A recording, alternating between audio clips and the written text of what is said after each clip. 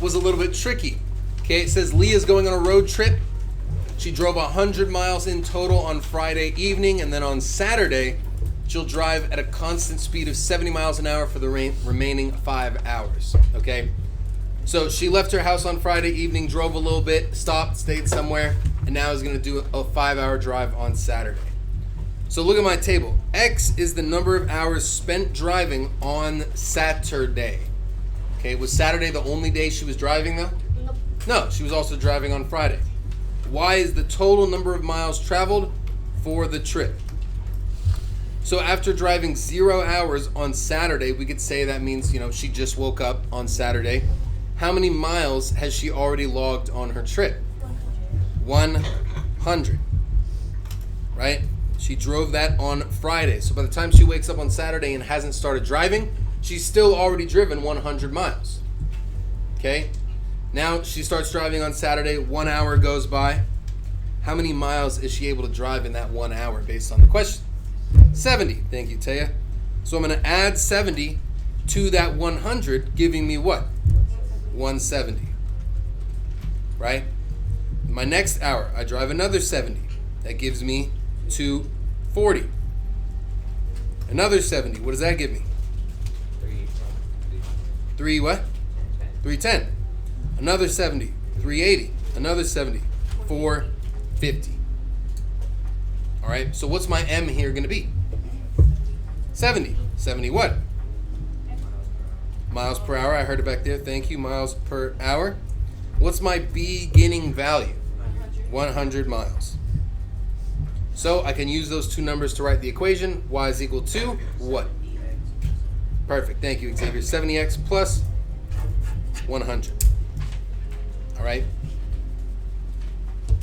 Now this one confused people because you were like, wait, my question has 3 numbers: 100 miles, 70 miles, and 5 hours. Right? Now this guy's just thrown in there to confuse you because we see on my table that she's going to be driving for a full 5 hours. So in reality, this number doesn't necessarily matter. Yeah. So on number 5, I did plus 100, but I still got the same number. You did plus 100 right here? What do you mean? What did you start with? 100. Oh. Yeah, so I see what you're saying. So the M and the B in the equation are right, but everything after this 100 on the table would be incorrect because we need to be adding 70, adding 70, adding 70. So if the point of the question is to write the equation, you'd still get full credit, but yeah. Does that make sense? Yeah. Okay. Any questions on 5? Give me a thumbs up. That's what you got. 70x plus 100. Yep, Alasia did. Xavier, Hakeem, Michaela, Melissa. Good. Billy, Kylie. Great. Now number 6 is slightly different because we're going to have a different looking slope here. Justin's fish tank drops in temperature. Drops in temperature. Does that mean my temperature is going up or down? Down. Going down. It starts out, oh, that's a nice little phrase that rings a bell right there. It starts out at 100 degrees. So what's my beginning temperature? 100. 100. Right? Temperature beginning at 100. And it's decreasing 1 degree every 2 hours. So if I look, good morning, Esme. If I look at the top of my table, my time in hours is increasing by what? 2. It's increasing by 2. Thank you. So every 2 hours that goes by, what happens to the temperature inside my fish tank? Is it going up or down? It's going down by how many degrees? What does the question say? By 1 degrees, minus 1. Well, what's 100 minus 1? 99. What's 99 minus 1? 98. And we can see it keeps going down. 97, 96. Okay. Now this one we have to be extra careful with because you may go, oh, I'm going down 1 degree. My M must be -1. Give me a thumbs up if you got -1. Good. You guys are too smart. Why is it not -1? Yeah, Ayana? Jada? Because the y, the y is over the 2. That's right. When I do my slope, I got to put the change in y over the change in x.